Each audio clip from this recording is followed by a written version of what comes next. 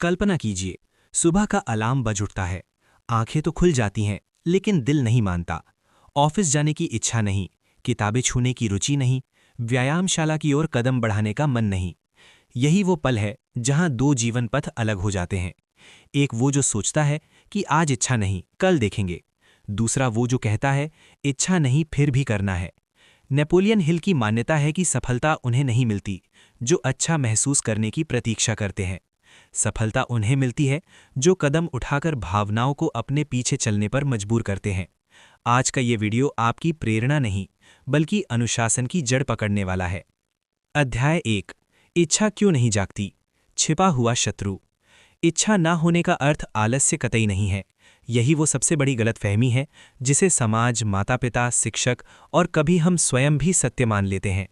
जब कोई कहता है आज इच्छा नहीं, तो उसे आलसी, लापरवाह या गैर जिम्मेदार ठहरा दिया जाता है। जबकि हकीकत में अधिकतर मामलों में इच्छा ना होने के पीछे आलस्य नहीं, बल्कि एक गहरा मनोवैज्ञानिक तंत्र कार्यरत होता है। ये तंत्र भय, आराम, स्मृति और अवचेतन आदतों से निर्मित होता है। मानव मस्तिष्क स्वाभाविक रूप से दर्द से बचने और सुख की ओर जाने के लिए डिज़ाइन किया गया है। यही कारण है कि जब कोई कार्य सामने आता है जिसमें प्रयास, अनुशासन या अनिश्चितता शामिल हो, तो मस्तिष्क तुरंत विरोध उत्पन्न करता है। ये विरोध बाहर से इच्छा ना होने के रूप में प्रकट होता है, लेकिन अंदर से ये एक जीवित रहने की प्रक्रिया है। असफलता का भय पहला प्रमुख कारण है। मस्तिष्क आपको बार बार स्मरण कराता है कि यदि असफल हुए तो, यदि कड़ी मेहनत के बाद भी परिणाम न मिला तो, यदि लोग आलोचना करने लगे तो। ये भय काल्पनिक होता है, लेकिन अवचेतन मन काल्पनिक और वास्तविक में अंतर नहीं करता। उसके लिए अपमान, अस्वीकृति और असफलता भावनात्मक पीड़ा है, और मस्तिष्क भावनात्मक पीड़ा से उतना ही बचना चाहता है जितना शारीरिक पीड़ा से। दूसरा कारण है असुविधा का भय। अनुशासन असुविधाजनक होता है, जल्दी जागना असुविधाजनक है, व्यायाम असुविधाजनक है, एकाग्र होकर अध्ययन असुविधाजनक है, और मस्तिष्क का मूल नियम है कि जो असुविधाजनक है उससे दूर रहो। तीसरा कारण है पूर्व निराशाएं। यदि आपने पहले प्रयास किया और परिणाम नहीं मिला, यदि कोशिश की और हार गए, तो मस्तिष्क उस स्मृति को संग्रहित कर लेता है। अगली बार समान स्थिति में मस्तिष्क चेतावनी देता है, पहले भी किया था, कुछ नहीं हुआ। ये एक प्रकार का भावनात्मक निशान है जो हर बार कदम उठाने से पहले सक्रिय हो जाता है। चौथा कारण है अत्यधिक सोच। अत्यधिक सोच वास्तव में कदम उठाने की दुश्मन है। जब आप किसी कार्य से पहले हर संभावित परिणाम, हर जोखिम, हर सबसे खराब स्थिति पर विचार करने लगते हैं, तो मस्तिष्क अधिभारित हो जाता है। अधिभार का स्वाभाविक प्रतिक्रिया है जम जाना, और जम जाना बाहर से इच्छा ना होने जैसा लगता है। नेपोलियन हिल ने थिंक एंड ग्रो रिच में लिखा कि हर मनुष्य आदतों से नियंत्रित होता है, और अधिकतर आदतें अवचेतन होती हैं।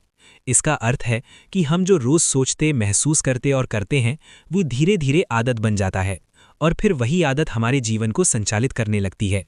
जब आप बार बार इच्छा ना होने पर रुक जाते हैं, तो मस्तिष्क एक आदत विकसित कर लेता है, असुविधा से बचो।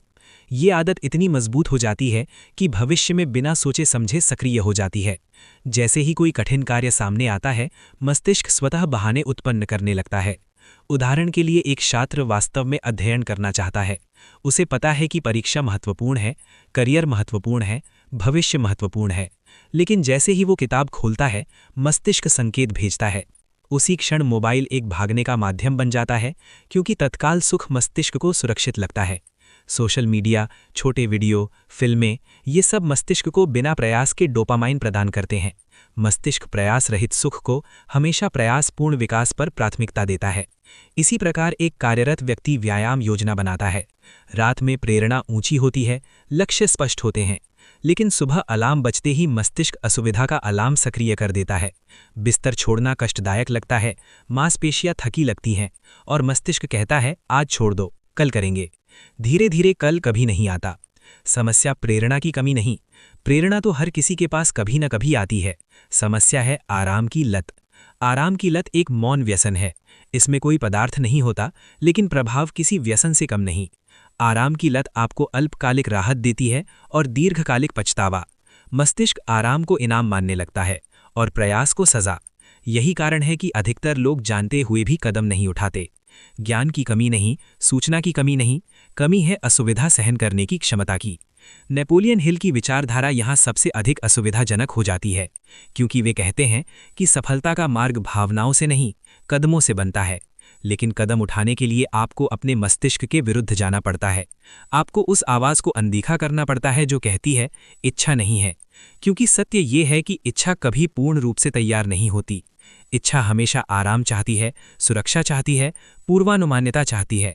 विकास इन तीनों के विपरीत होता है। विकास अनिश्चित होता है, विकास असुविधाजनक लगता है। इसलिए जब तक आप ये समझ नहीं लेते कि इच्छा ना होना कोई संकेत नहीं बल्कि एक आदत है, तब तक आप बार बार उसी स्थान पर अटके रहेंगे। और जैसे जैसे ये आदत मजबूत होती जाती है, वैसे वैसे आपकी आत्मसम्मान कमज़ोर होता जाता है। आप स्वयं पर विश्वास करना बंद कर देते हैं। आप स्वयं से किए वादों को तोड़ने लगते हैं और धीरे धीरे एक ऐसी पहचान बन जाती है, मैं शुरू तो करता हूँ लेकिन पूरा नहीं करता। यही छिपा शत्रु है। बाहर कोई दुश्मन नहीं, अंदर का आराम पसंद मस्तिष्क ही सबसे बड़ा अवरोध है। और जब तक इस शत्रु को पहचान कर उसका मुकाबला नहीं किया जाता, तब तक कोई किताब, कोई प्रेरणा, कोई वीडियो आपका जीवन नहीं बदल सकता। अध्याय 2, नेपोलियन हिल का मूल नियम। कदम पहले, भावना बाद में। नेपोलियन हिल का सबसे शक्तिशाली और सबसे असुविधाजनक विचार यही है कि मनुष्य को कदम उठाने के लिए कभी भावना की प्रतीक्षा नहीं करनी चाहिए, क्योंकि भावनाएं अविश्वसनीय होती हैं और कदम विश्वसनीय होते हैं। यही बात अधिकतर लोग जीवन में समझ ही नहीं पाते। हम बचपन से यही सीखते आए हैं कि जब इच्छा होगी तब पढ़ेंगे, जब मन बनेगा तब कार्य करेंगे, जब प्रेरणा आएगी तब अनुशासन अपनाएंगे। लेकिन नेपोलियन हिल ने हजारों सफल व्यक्तियों का निरीक्षण करने के बाद निष्कर्ष निकाला कि सफल लोग ठीक विपरीत करते हैं। वे इच्छा के तैयार होने की प्रतीक्षा नहीं करते। वे पहले कदम उठाते हैं और फिर उनकी इच्छा धीरे धीरे उस कदम के अनुरूप ढल जाती है। उनका प्रसिद्ध कथन है, आप आत्मविश्वास महसूस करने की प्रतीक्षा मत कीजिए ताकि कदम उठाएं। आप कदम उठाइए और आत्मविश्वास स्वयं आएगा। इसका अर्थ ये नहीं कि आत्मविश्वासी लोग कदम उठाते हैं, बल्कि कदम उठाने से ही आत्मविश्वास उत्पन्न होता है। मानव मनोविज्ञान वास्तव में बहुत सरल है, लेकिन हम उसे अनावश्यक जटिल बना देते हैं। मनोविज्ञान का स्वाभाविक प्रवाह है कदम, भावना, पहचान। अर्थात पहले आप कुछ करते हैं, फिर उस कदम के कारण आपके अंदर भावना उत्पन्न होती है और फिर बार बार वही कदम करने से आपकी पहचान बन जाती है। लेकिन समस्या ये है कि अधिकतर लोग इस प्रवाह को उलट देते हैं। वे सोचते हैं भावना कदम, अर्थात जब मन बनेगा, जब प्रेरणा आएगी, जब आत्मविश्वास महसूस होगा तभी कुछ करेंगे। और क्योंकि मन कभी स्थायी रूप से तैयार नहीं होता, इसलिए कदम कभी उठता ही नहीं। जब तक मन नहीं बनेगा, हम कुछ करेंगे ही नहीं। यही सोच धीरे धीरे व्यक्ति को स्थिर बना देती है। उदाहरण के तौर पर व्यायामशाला का मामला देखिए। लगभग हर व्यक्ति जानता है कि व्यायाम स्वास्थ्य के लिए आवश्यक है। हृदयघात का जोखिम कम होता है, ऊर्जा बढ़ती है, आत्मविश्वास सुधरता है। लेकिन फिर भी अधिकतर लोग व्यायामशाला जाने से पहले यही कहते हैं, आज इच्छा नहीं। सवाल ये है, क्या कभी व्यायामशाला जाने से पहले वास्तव में इच्छा होती है? लगभग कभी नहीं। लेकिन रोचक बात यह है कि व्यायाम के बाद ऊर्जा ऊंची होती है, मन प्रसन्न हो जाता है, आत्मविश्वास महसूस होता है। इसका अर्थ हुआ कि ऊर्जा व्यायाम करने के कारण आई, व्यायाम करने से पहले नहीं। यदि आप ऊर्जा आने की प्रतीक्षा करते रहते तो व्यायामशाला कभी जाते ही नहीं। यही पैटर्न अध्ययन में भी दिखता है। अध्ययन शुरू करते समय बोझ लगता है, एकाग्रता नहीं बनती, मन भटकता है। लेकिन जैसे ही आप 15-20 मिनट वास्तव में पढ़ लेते हैं, मस्तिष्क धीरे धीरे अनुकूलित हो जाता है, एकाग्रता बनने लगती है, अवधारणाएं स्पष्ट होने लगती है। इसका अर्थ ये नहीं कि आपको अध्ययन पसंद आने लगा। इसका अर्थ ये है कि मस्तिष्क ने कदम के बाद भावना उत्पन्न की। नेपोलियन हिल का विश्वास था कि अवचेतन मन तर्क से नहीं, पुनरावृत्ति से सीखता है। उनका एक शक्तिशाली उद्धरण है, आपका अवचेतन मन वही मानता है जो आप बार बार करते हैं। अर्थात आप जो बार बार करते हैं, अवचेतन मन वही आपकी वास्तविकता मान लेता है। यदि आप बार बार भावना की प्रतीक्षा में कदम से पहले रुकते हैं, तो अवचेतन मन ये मान लेता है कि ये व्यक्ति आराम पसंद करता है, प्रयास से बचता है। फिर हर बार जब कोई कठिन कार्य सामने आता है, अवचेतन मन स्वतः विरोध उत्पन्न करता है।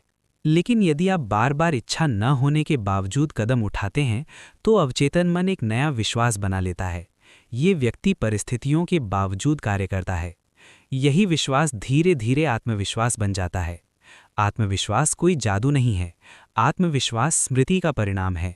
जब आपका मस्तिष्क स्मरण करता है कि मैंने पहले भी इच्छा न होने के बावजूद किया था और मैं जीवित रहा, तो आत्मविश्वास स्वाभाविक रूप से विकसित होता है। नेपोलियन हिल ने इसे स्व सुझाव और आदत निर्माण के संदर्भ में समझाया था। उनका कहना था कि जब आप बार बार किसी कदम की पुनरावृत्ति करते हैं तो वो कदम आपकी पहचान का हिस्सा बन जाता है। शुरू में आप कहते हैं मुझे अनुशासित बनना है, लेकिन कुछ समय बाद आप कहते हैं मैं अनुशासित हूं। यही पहचान परिवर्तन सफलता की वास्तविक जड़ है। लेकिन इस पहचान परिवर्तन का प्रवेश द्वार केवल कदम है, भावना नहीं। भावनाएं मौसम की तरह होती हैं, बदलती रहती हैं। आज प्रेरणा है, कल नहीं। आज आत्मविश्वास है, कल संदेह है। यदि आप भावनाओं के अनुसार जीवन चलाएंगे तो आपका जीवन अस्थिर रहेगा। कदम स्टीयरिंग व्हील की तरह होते हैं। आप स्टीयरिंग पकड़कर दिशा तय करते हैं, चाहे मार्ग सुगम हो या कठिन। नेपोलियन हिल की विचारधारा यही कहती है कि सफल लोग भावनाओं का अनुसरण नहीं करते, भावनाएं सफल लोगों का अनुसरण करती हैं। जब आप रोज उठकर बिना बहस के अपना कार्य करते हैं तो धीरे धीरे मस्तिष्क विरोध करना बंद कर देता है। शुरुआत में मस्तिष्क विरोध करता है, बहाने देता है, लेकिन पुनरावृत्ति के सामने मस्तिष्क हार मान लेता है। और जैसे ही मस्तिष्क मान लेता है, जीवन बदलने लगता है। यही कारण है कि नेपोलियन हिल प्रेरणा पर नहीं, आदत और अनुशासन पर अधिक जोर देते हैं। प्रेरणा चिंगारी है, अनुशासन इंजन है। चिंगारी कुछ सेकंड रहती है, इंजन आपको मीलों दूर ले जाता है। कदम पहले उठाने का अर्थ ये नहीं कि आप यांत्रिक बन जाएं। इसका अर्थ ये है कि आप सचेत निर्णय लें कि मैं भावनाओं पर नहीं, सिद्धांतों पर जीवन जीऊंगा। सिद्धांत ये है कि जो कार्य मेरे भविष्य के लिए सही है वो मैं आज करूंगा, चाहे इच्छा हो या न हो। और जैसे जैसे आप इस सिद्धांत का अनुसरण करते हैं, आत्मविश्वास, स्पष्टता और आत्मसम्मान स्वयं विकसित होने लगते हैं। नेपोलियन हिल का मूल नियम असुविधाजनक इसलिए है क्योंकि ये आपको जिम्मेदारी देता है। ये नियम आपको पीड़ित बनने नहीं देता। ये आपको ये कहने का विकल्प नहीं देता कि आज मन नहीं था। ये नियम कहता है मन बाद में बनेगा, पहले कदम उठाओ। और यही कारण है कि बहुत कम लोग इस नियम को अपनाते हैं, लेकिन जो अपनाते हैं उनका जीवन औसत नहीं रहता।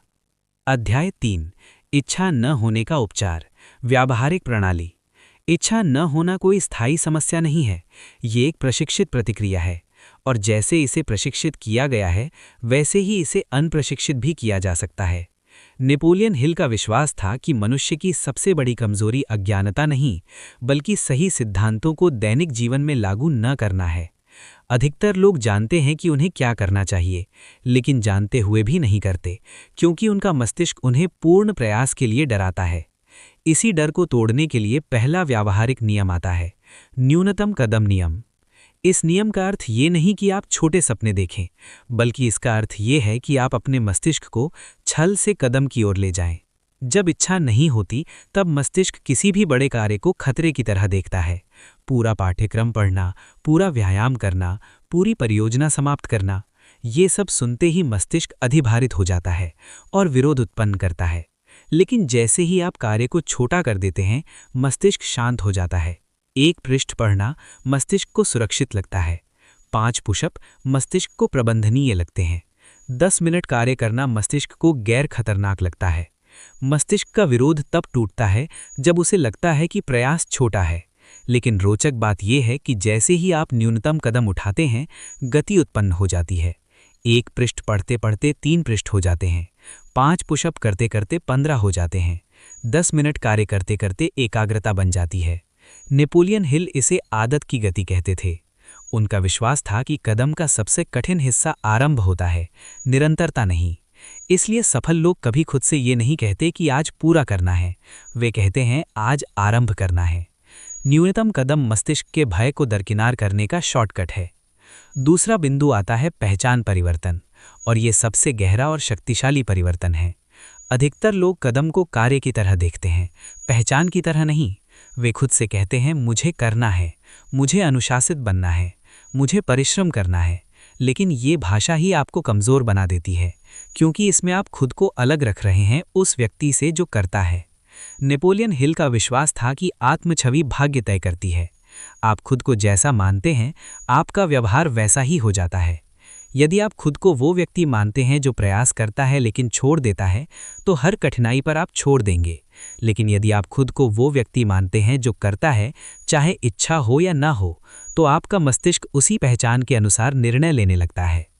पहचान परिवर्तन का अर्थ ये नहीं कि आप नकली आत्मविश्वास दिखाएं, बल्कि इसका अर्थ ये है कि आप दैनिक छोटे कदमों से खुद को प्रमाणित करें कि मैं वो व्यक्ति हूं जो करता है। जब आप सुबह उठकर इच्छा न होने के बावजूद 5 मिनट पढ़ते हैं, तो आप अपने अवचेतन मन को एक संदेश भेजते हैं, मैं कदम उठाने वाला व्यक्ति हूं। अवचेतन मन तर्क से नहीं, प्रमाण से सीखता है। हर छोटा कदम पहचान का प्रमाण बनता है। धीरे धीरे मुझे करना है बदलकर मैं करता हूं बन जाता है। यही परिवर्तन भाग्य बदलता है। तीसरा बिंदु है पीड़ा बनाम सुख जागरूकता, और ये बिंदु सबसे असुविधाजनक सत्य है। मनुष्य स्वाभाविक रूप से पीड़ा से बचना चाहता है और सुख की ओर दौड़ता है, लेकिन समस्या ये है कि हम पीड़ा और सुख की समय अवधि गलत चुन लेते हैं। आज नहीं करेंगे तो पीड़ा बाद में मिलेगी। पछतावे की पीड़ा, अपराध बोध की पीड़ा, खोए अवसरों की पीड़ा। आज कर लेंगे तो पीड़ा अभी मिलेगी। प्रयास की पीड़ा, असुविधा की पीड़ा, संघर्ष की पीड़ा, लेकिन सुख भविष्य में मिलेगा। आत्मविश्वास, सफलता, स्वतंत्रता। सफल लोग पीड़ा से नहीं बचते, वे पीड़ा की समय अवधि बदलते हैं। वे भविष्य की पीड़ा से बचने के लिए वर्तमान पीड़ा स्वीकार करते हैं। असफल लोग वर्तमान पीड़ा से बचने के लिए भविष्य की पीड़ा खरीद लेते हैं। नेपोलियन हिल ने इसे विलंबित संतुष्टि का सिद्धांत कहा था। उनका विश्वास था कि जो व्यक्ति तत्काल सुख को नियंत्रित कर लेता है, वही दीर्घकालिक सफलता के योग्य बनता है। जब भी आपकी इच्छा नहीं होती, उस क्षण खुद से ये प्रश्न पूछना शक्तिशाली होता है, मैं कौन सी पीड़ा चुन रहा हूं? आज की छोटी पीड़ा या कल की बड़ी पीड़ा? ये जागरूकता निर्णय को भावनात्मक से तार्किक बना देती है। जैसे ही आप समझ जाते हैं कि कदम उठाने से पीड़ा समाप्त नहीं होगी, बस स्थानांतरित होगी, तब आप सचेत रूप से बेहतर पीड़ा चुनना सीख जाते हैं। और यही व्यावहारिक प्रणाली है इच्छा न होने को संभालने की। कोई जादू नहीं, कोई प्रेरक भाषण नहीं, सिर्फ छोटा कदम, मजबूत पहचान और पीड़ा जागरूकता। नेपोलियन हिल की विचारधारा यही सिखाती है कि महानता कोई भावनात्मक अवस्था नहीं है, महानता दैनिक चुने गए असुविधा का परिणाम है। अध्याय 4, जीवन शैली परिवर्तन, अनुशासन से भाग्य तक।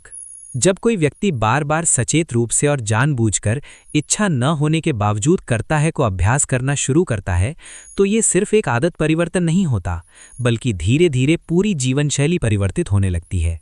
क्योंकि जीवन शैली वास्तव में बड़े निर्णयों से नहीं, बल्कि रोज के छोटे कदमों से बनती है। शुरुआत में ये अभ्यास बहुत छोटा लगता है, लगभग महत्वहीन, लेकिन नेपोलियन हिल का विश्वास था कि भाग्य नाटकीय क्षणों से नहीं, दैनिक अनुशासन से आकार लेता है। जब आप रोज इच्छा के विरुद्ध कदम उठाते हैं, तो सबसे पहला परिवर्तन जो अंदर होता है वह है आत्मसम्मान का बढ़ना। आत्मसम्मान कोई प्रेरक उद्धरण से नहीं आता। आत्मसम्मान आता है स्वयं से किए वादों को निभाने से। जब आप बार बार अपने बहानों को मान लेते हैं, तो आपके अंदर कहीं एक आवाज़ बन जाती है जो कहती है, मैं खुद पर भरोसा नहीं कर सकता। लेकिन जिस दिन आप इच्छा न होने के बावजूद कार्य करते हैं, उसी दिन आप अपने अवचेतन मन को प्रमाण देते हैं कि मैं अपनी बात पर खड़ा रह सकता हूँ। यही प्रमाण धीरे धीरे आत्मसम्मान बन जाता है। नेपोलियन हिल ने लिखा कि जो व्यक्ति अपनी नज़रों में गिर जाता है, वह दुनिया की नज़रों में कभी ऊपर नहीं उठ सकता। आत्मसम्मान बढ़ने का प्रभाव सिर्फ प्रेरणा तक सीमित नहीं रहता। ये आपके आसन, आपकी आवाज़, आपकी आंखों के आत्मविश्वास और आपके निर्णयों तक में दिखने लगता है। दूसरा बड़ा परिवर्तन होता है निर्णय लेने की मजबूती। अधिकतर लोग उलझन में इसलिए रहते हैं क्योंकि वे निर्णय भावनाओं पर लेते हैं। आज मन अच्छा है तो हाँ, आज मन खराब है तो ना।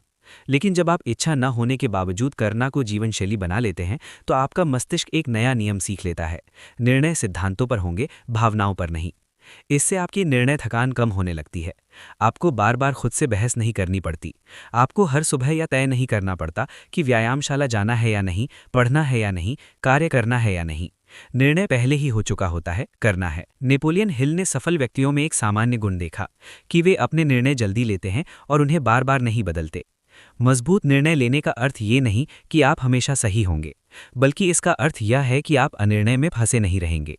अनिर्णय ऊर्जा खा जाता है और अनुशासन ऊर्जा को दिशा देता है। तीसरा और सबसे स्पष्ट परिवर्तन होता है आत्मविश्वास का स्थिर बनना। आत्मविश्वास अधिकतर लोगों के लिए एक भावनात्मक अवस्था है, कभी ऊंचा कभी नीचा। लेकिन अनुशासित लोगों के लिए आत्मविश्वास एक स्थिर गुण बन जाता है। इसका कारण सरल है, उनका आत्मविश्वास भावना से नहीं प्रमाण से आता है। हर बार जब आप इच्छा न होने के बावजूद कदम उठाते हैं, आप अपने मस्तिष्क में एक स्मृति संग्रहित करते हैं, मैं कर सकता हूँ। और जब ऐसी स्मृतियां जमा होती जाती हैं तो आत्मविश्वास अस्थिर नहीं रहता। नेपोलियन हिल कहते हैं कि आत्मविश्वास भाग्य से नहीं आता, आत्मविश्वास स्वयं से आता है। जब आप अपनी इच्छा को नियंत्रित करना सीख लेते हैं तो बाहरी परिस्थितियां आपको आसानी से नियंत्रित नहीं कर पाती। यही कारण है कि अनुशासित लोग दबाव में भी शांत दिखते हैं। उन्होंने पहले ही अपने अंदर की अराजकता को संभालना सीख लिया होता है।